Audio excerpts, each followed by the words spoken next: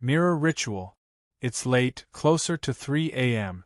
The house is quiet except for the hum of the refrigerator and the occasional creak of the floorboards settling. You stand barefoot in the bathroom, the air cold against your skin. The mirror stares back at you, faintly illuminated by a single candle. Someone online said the ritual works best when you're alone. Lights off, door closed, no sound. You light the candle anyway because part of you doesn't believe it could ever be real. You whisper the name once, then twice, then a third time, softly like a confession. Bloody Mary. The flame flickers, stretching shadows across the tiles. You tell yourself it's just air pressure, a trick of light. But your breath quickens, and your reflection doesn't look the same anymore. The edges of your face blur, eyes darker than before, lips trembling in ways that don't match your movement. You want to laugh it off, but a pulse of cold moves through the room, like something invisible exhaled near your ear. It's strange, isn't it? How the brain creates monsters even in silence. The legend of Bloody Mary has haunted generations. It's a story whispered at sleepovers, retold in classrooms, revived every Halloween. Everyone knows the dare. Stand in front of the mirror, call her name, and wait. But few people ever ask where she came from. Some trace the legend back to the 1500s, to a queen named Mary Tudor, remembered in history as Mary I of England, the ruler whose reign was soaked in blood. Hundreds of Protestants executed in her name. Fires in the street. The screams of heretic. Over time, her story twisted, her spirit bound to superstition. People said her ghost found its way into mirrors, drawn by the reflections of those who dared to call her name. Others believe it started long before that, before England, before the Queen, when people still thought mirrors were gateways to the soul. In some cultures, after someone died, every mirror in the house was covered with black cloth. The reason? So the spirit wouldn't get trapped inside the glass. A mirror, after all, doesn't just show your face, it stares back. Even science can't fully erase the fear. Psychologists call it the Troxler effect. When you stare into a mirror for too long in dim light, your brain begins to distort what it sees. Shadows shift, eyes warp, and your reflection starts to become something else entirely. You're not seeing a ghost, you're seeing your mind unravel in real time. Still, that doesn't explain everything. Because sometimes, there's more than one reflection. In 1983, a group of college students in Ohio filmed themselves attempting the Bloody Mary ritual.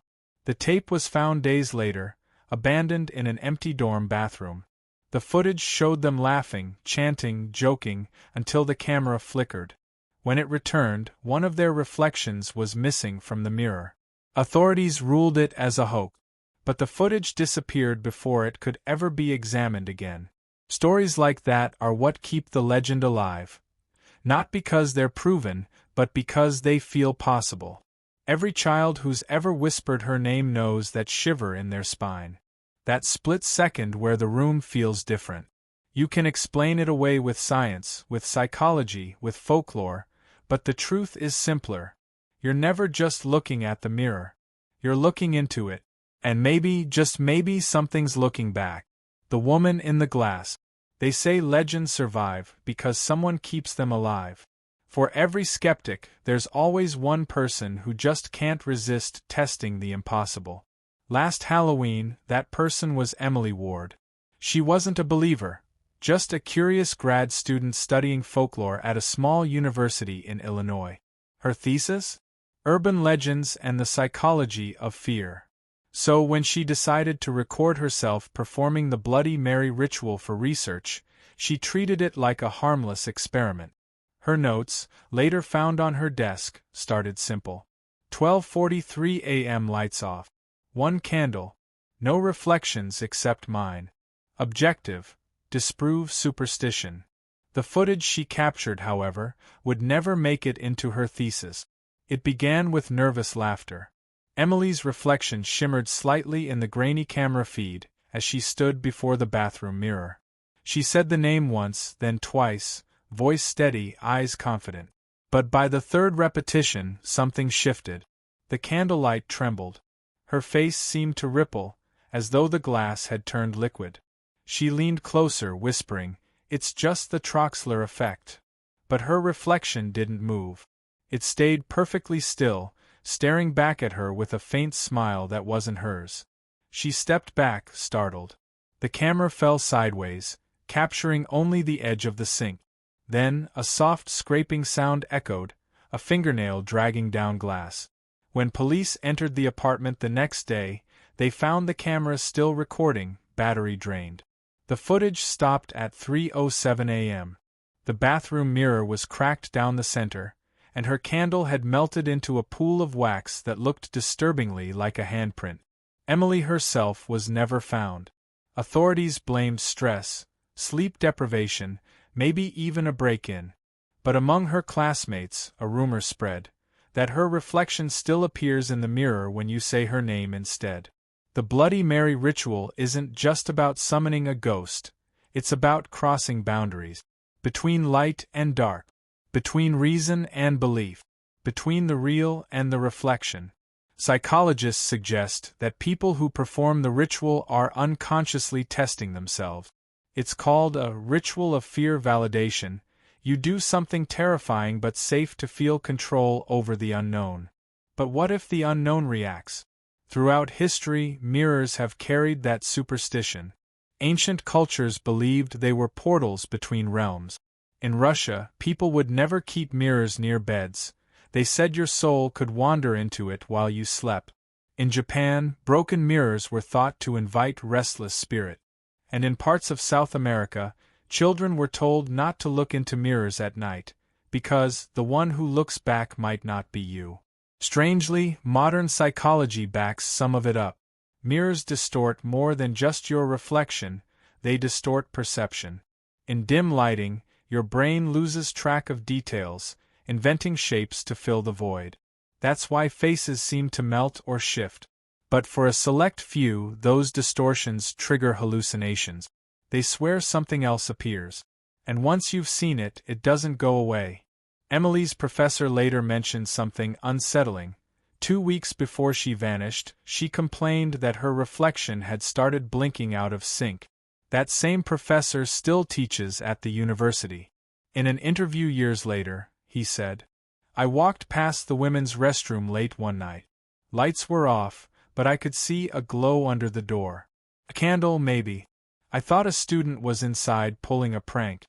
When I opened the door, there was nothing but a mirror, flickering faintly, like heat rising from glass." He refused to enter that bathroom again. People still talk about Emily Ward online. Her name pops up in Reddit threads and dark forums every October.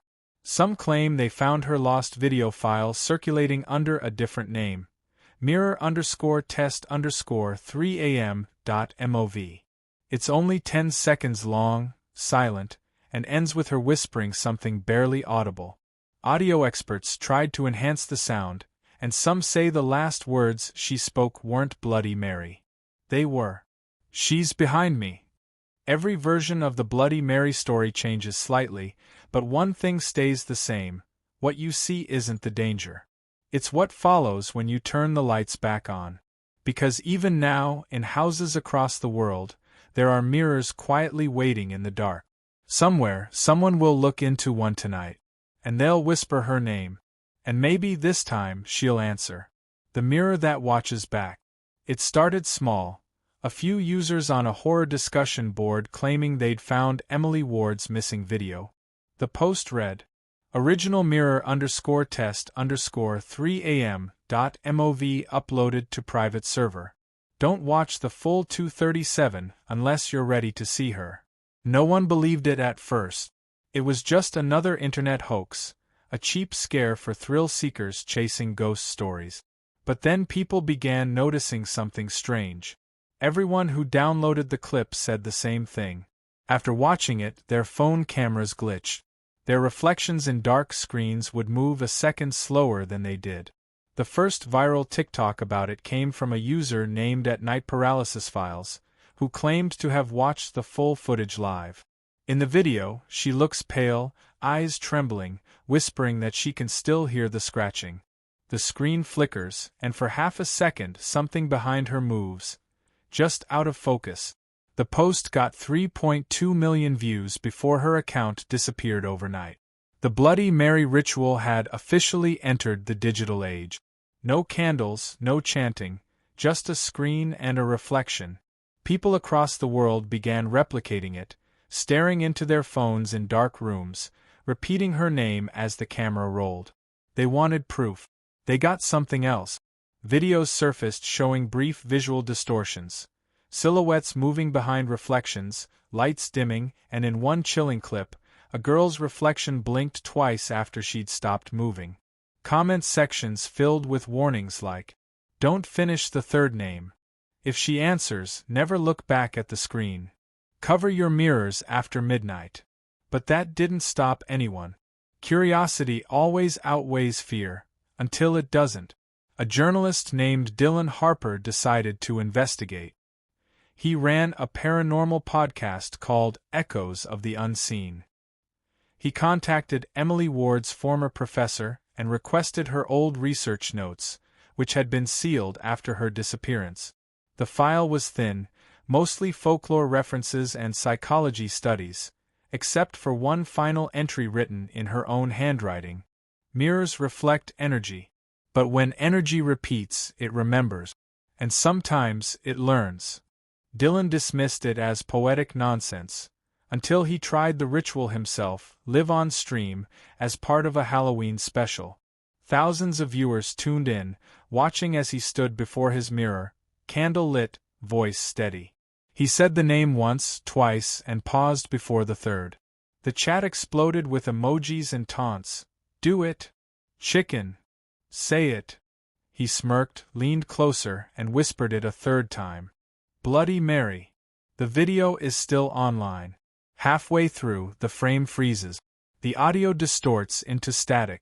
Then, for 2 seconds, a figure appears behind him. Pale, blurred, face turned away from the camera. When the video resumes, he's gone. Just the mirror, reflecting the empty room. Police reports later listed him as missing, his studio untouched except for one detail. The mirror had cracked in the exact shape of a handprint. By then, the mirror_test challenge had taken over every platform. #BloodyMary 3 a.m. trended worldwide. Creators filmed themselves in bathrooms, cars, even public restrooms, all daring the same phrase into the darkness. Some laughed it off. Others deleted their videos hours later, saying they felt watched. What made it worse was the footage that didn't end. A few recordings continued streaming even after the person left the room, reflections still moving, faint outlines still whispering against the glass. The internet started calling it the mirror that watches back. And here's the part most people don't know. When digital forensic teams tried to analyze the viral video files, they found something impossible. Hidden inside the video metadata, buried deep in the code, was an embedded frame. A still image that wasn't supposed to exist. It showed a woman's face. Eyes closed. Lips slightly parted. The same candlelight from Emily Ward's footage glowing faintly beneath her chin. Every time the image was deleted, it reappeared somewhere else, as a reflection glitch, a faint overlay, a screen distortion that never matched the camera's source. Experts called it coincidence. Folklorists called it evolution. But the ones who've seen the videos, really seen them, know it's something else. Because now, the legend doesn't need your voice. It doesn't need your mirror. All it needs is your screen. So if you're watching this right now, and your reflection looks just a little bit off, don't blink. Don't look away. And for your own sake, don't say her name.